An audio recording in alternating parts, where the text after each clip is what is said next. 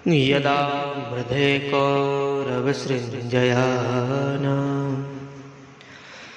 वीरे स्वतो वीरगतिं गतेषु मृगोधरा विद्यगधा विमर्शा भग्नोरुदण्डे धृतराष्ट्रपुत्रे। परम मंगल में श्रीमद् भगवत स्वरूप महापुराण के अंतर्गत महाभागवत शुकदेव जी का पावन चरित्र कल हम सब ने प्रातः सत्र श्रवण किया। श्री सोनकाद ऋषियों ने प्रश्न किया कि सुखदेव जी जैसे महापुरुष परीक्षित के सामने 7 दिन तक बैठ के भागवत कैसे सुनते रहे।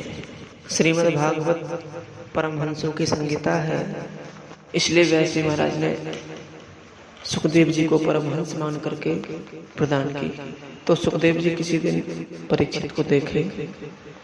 परीक्षित तो परमहंस थे नहीं, सम्राट थे, राजा थे, और राजाओं का तो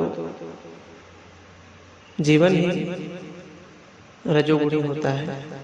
फिर भला परीक्षित में ऐसी क्या पात्रता थी, क्या विशेषता थी कि परमहंस शिरोमणि सुखदेव जी तक 7 दिन तक परीक्षित को सुनाते रहे।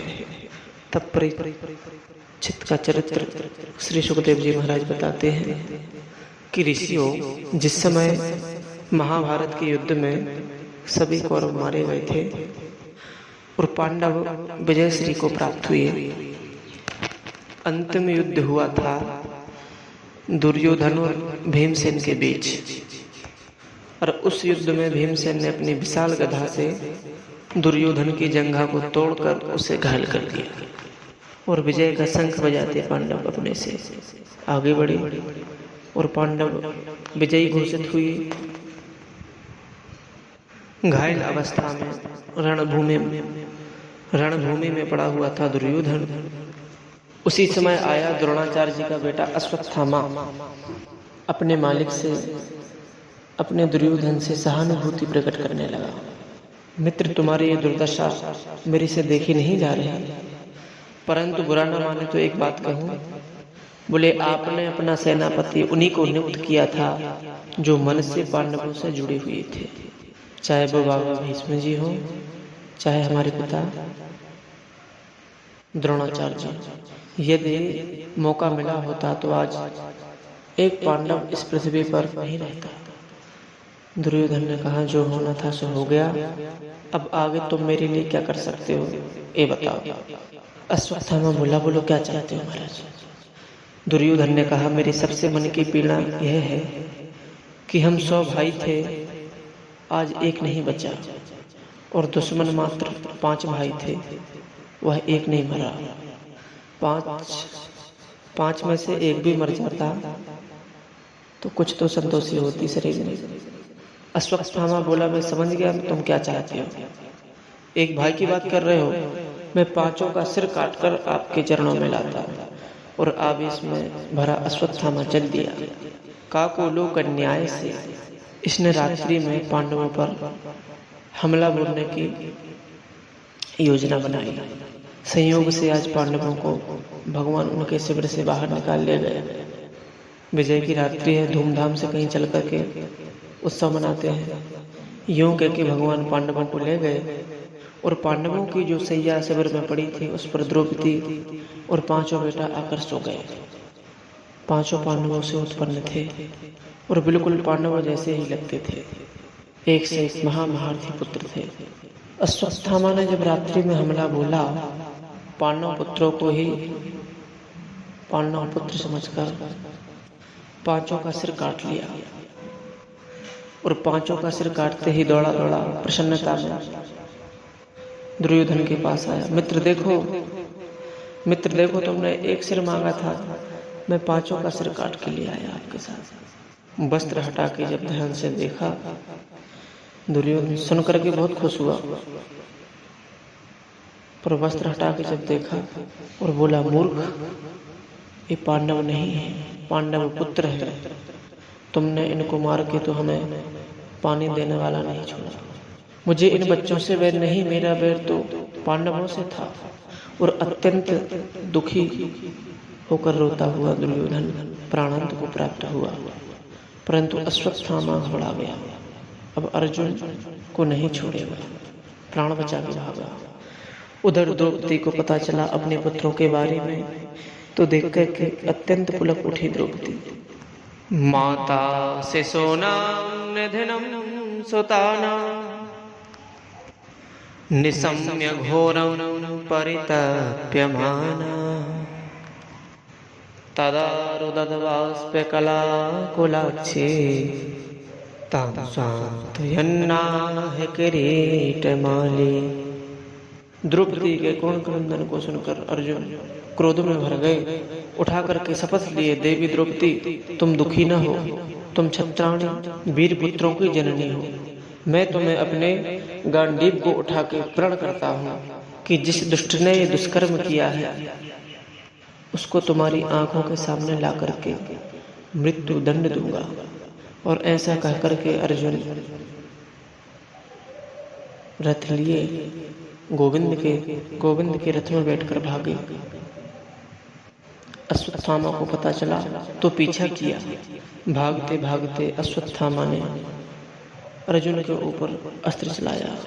भगवान बोले, अरे अर्जुन, ये ब्रह्मास्त्र है, इसका कोई काट नहीं हो सकता, तुम भी ब्रह्मास्त्र चलाओ। अर्जुन ने भी ब्रह्मास्त्र छोड़ा, तब जाके ब्रह्मास्त्र शांत हुआ। दौड़ करके अश्वत्थामा को पकड़ लिया। अर्जुन ने बंदी बना करके रस्सी में बांध करके रथ में पटक दिया। भगवान बोले, इसको बांध के कहाँ ले जा रहे हैं? ब्रह्म बंधु मम जही, ये अधम ब्राह्मण है, इसलिए इसका इसी वक्त वध करो। अर्जुन बोले, वध तो इसका अवश्य होना है, मैं चाहता हूँ द्रौपदी के सामने हो, उसके शोक को शांति मिलेगी। मैंने वचन भी वहीं दिया था प्रभु, इसलिए वहीं मारूंगा। और रथ में डाल करके वेग से दौड़े दौड़े आए, द्रौपदी खड़ा कर दिया। बोलो देवी, कौन सी मृत्यु इसे देना चाहती हो? क्या दंड देना चाहोगी? जहां द्रौपदी की दृष्टि अश्वत्थामा पर पड़ी, तुरंत भागी भागी आई और उसके सारे बंधन खोलने लगी। मुच्यता में सा ब्राह्मणो नेतरा गुरु। ये आप क्या कर रहे हैं महाराज? ब्राह्मण देवता है, ब्राह्मण के साथ ऐसा व्यवहार किया जाता है? मात्र ब्राह्मण ही नहीं है, स एष भगवान द्रोण प्रजारूपेण वर्तते। पिता ही पुत्र के रूप में प्रकट होता है। तुम्हारे गुरुदेव द्रोणाचार्य जी ने कितने रथ के धनुर्वेद से तुम्हें सिखाए, आज अश्वत्थामा के रूप में तुम्हारे सामने खड़े, उनके सारे उपकारों को भुलाकर उनके साथ ऐसा व्यवहार कर रहे हो। मुझे कोई दंड नहीं देना है महाराज, इन्हें छोड़ दीजिए। अर्जुन बोले, देवी तुम कुछ पूर्व पल अपने पल मृत्यु दंड देना चाहते और पुत्रों का हत्यारा सामने आया तो आप दया की मूर्ति बन गई। द्रौपदी बोली, महाराज इस पर तो मुझे बिल्कुल भी दया नहीं आ रही। दया इसकी माँ के ऊपर आती है। पुत्र की मृत्यु से माँ को कितनी पीड़ा पहुँचती है। अब मैं नहीं चाहती कि मेरी तरह इसकी माँ को रोना पड़े। मारो दीदस्य जननी गौतमी पति देवता, यथा हम मृतवत्सा था रोदम यस्य मुखेर्मुहुः। द्रौपदी के ये वचन धर्मराज युधिष्ठिर जी को प्रभावित किए और पुलकित हुए। युधिष्ठिर जी बोले, अर्जुन मेरी भी यही आज्ञा है कि अश्वत्थामा को तुरंत छोड़ दो। कैसा भी इसने कुछ किया हो, पर हमारे गुरुदेव का बेटा है। जब बार बार छोड़ने की बात धर्मराज ने सुनी, तब तो भीमसेन के गरजते हुए बोले, तुम सब छोड़ दो, पर मेरी गदा से बचने वाला नहीं है। अर्जुन ने भी भीमसेन के स्वर में अपना स्वर मिला दिया और बोले, मेरी प्रतिज्ञा का क्या होगा? मैंने द्रौपदी के सन्मुख प्रण किया था, पुत्रहंता को तेरे सामने मारूंगा। यदि इसे छोड़ दोगे तो मेरी प्रतिज्ञा का क्या होगा? अब भीम और अर्जुन एक स्वर में कहते हैं, हम इसे मारेंगे, परंतु युधिष्ठिर जी और द्रौपदी जी कहते हैं, जो होना था सो हो गया, ब्राह्मण है, गुरुपुत्र है, इसलिए छोड़ देना चाहिए। तो मार दिया जाए कि छोड़ दिया जाए, द्वंद्व खड़ा हो गया, दुविधा की स्थिति बन गई है सरकार। अब आप बताओ क्या किया जाए। हम तो वहीं कह रहे थे, आपने कहा नहीं हम तो वहीं मारेंगे। अब फंस गए चक्कर में प्रभु। अब मारना भी कठिन है और छोड़ना भी मुश्किल है। बड़े भैया सख्त आदेश दे रहे हैं छोड़ो। मैं प्रतिज्ञा में अपनी छोड़ नहीं सकता, इसलिए हम सब एक स्वर में आपके ऊपर यह निर्णय छोड़ रहे हैं। आप जो निर्णय देंगे हम सब वही स्वीकार करेंगे। तो भैया ने बोला यदि आप हम पर निर्णय कर रहे हैं तो मैं जो कहूँगा वही करना पड़ेगा। सभी ने एक स्वर में कहा हाँ महाराज, आपका निर्णय सर्वमान्य। आप धर्म के मर्मज्ञ हैं धर्मराज, आप निर्णय भी धर्मानुकूल करें। भगवान बोले तो सुनो, धर्मशास्त्र क्या कहते हैं। ब्रह्म बंधुर्न हन्तव्या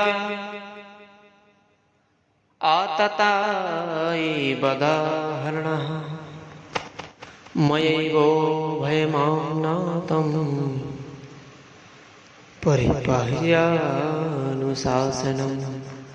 भगवान बोले ब्राह्मण कितना भी पतित हो, कितना भी अधम हो, उसे मारना नहीं चाहिए। इसलिए अर्जुन सावधान, ये ब्राह्मण देवता है, मारना मत। पर शास्त्रों में ये भी लिखा है कि आतताई कोई भी हो उसे छोड़ना नहीं चाहिए। इसने सोते हुए बच्चों को मारा है, महा अत्याचारी है, तुम बिल्कुल मत छोड़ो, इसी समय मारो। अर्जुन ने कहा एक कौन सा निर्णय हुआ महाराज। आप दोनों तरह की बात कह रहे हो। एक तरफ कहते हो ब्राह्मण है, ब्राह्मण का वध नहीं होना चाहिए इसलिए मत मारो। दूसरी तरफ कह रहे हो आतताई है और आतताई कोई भी हो उसे छोड़ना नहीं चाहिए। तो क्या मतलब है उसका। भगवान बोले शास्त्र की जो बातें हैं हमने कह दी, अब जो तुम्हें समझ में आए सो करो। अर्जुन ने कहा ये बात मेरी समझ में नहीं आ रही प्रभु, एक बात कहो। भगवान बोले तो दूसरे ढंग से समझो। तुम क्षत्रिय हो, युधिष्ठिर जी तुम्हारे बड़े भाई हैं, बड़े भाई की आज्ञा का पालन करना तुम्हारा धर्म है। तुम छोटे हो, युधिष्ठिर जी महाराज राजा हैं, तुम्हारे बड़े भाई, इसलिए वो जो आज्ञा दे रहे हैं वो करो। पर क्षत्रिय होने के नाते अपनी प्रतिज्ञा मत तोड़ना, चाहे कुछ भी हो जाए। उन्हें हाथ जोड़ दिए, जय हो टेढ़ी टांग वाले। तुम्हें टेढ़ी मेढ़ी बातें अच्छी लगती हैं, सीधी बात करना तो आता ही नहीं। हर काम टेढ़ा, बोलना टेढ़ा, चलना टेढ़ा, खड़ा होना टेढ़ा, हर लीलाएं टेढ़ी। किसी का चीर चिराया, किसी का चीर बढ़ाया, लीला भी समझ में नहीं आती। सुलझ गए अर्जुन। भगवान बोले क्या करें, सीधा बोलना तो आता ही नहीं। अर्जुन समझ गए क्या कहना चाहते हैं। तुरंत गीता का सूत्र याद आ गया, रंभा वितस्य चाकीर्ति